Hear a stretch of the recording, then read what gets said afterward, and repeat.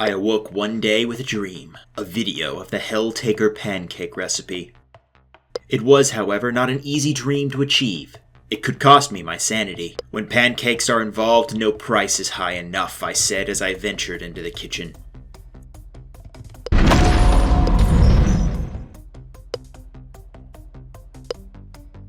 For the most basic rendition of this hellish recipe, you will need flour, eggs, milk, butter, and your preferred toppings.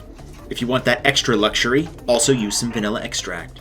Since we want to go all the way to the darkest pits of Tartarus, I will also show you how to make chocolate ganache, for which you will need heavy cream, dark cooking chocolate. For each person you plan on feeding, you will need one of each: egg, cup of flour, cup of milk, or water for those who want to avoid the third circle.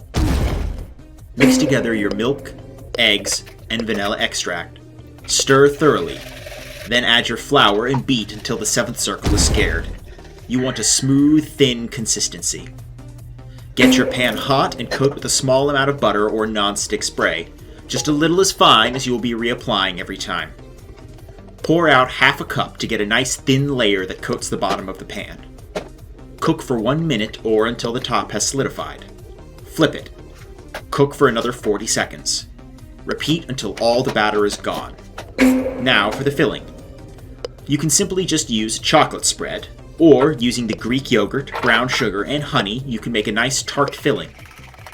To avoid a diabetic shock, I recommend throwing some fruit in there as well. For the truly hellish, we're going to go a step further. Chop up the chocolate into small pieces. Take your heavy cream and heat in a pan until almost boiling, about the temperature of the 6th ring. When the bubbles start to form on the edges, take off the heat and add your chocolate.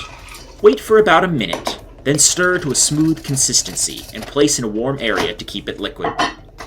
When your preferred spread and fillings are done, roll the pancake and pour the ganache over the top. Enjoy your depravity. If you want a vegan-safe version, leave me a comment below. I'm not afraid of spreading a little heresy.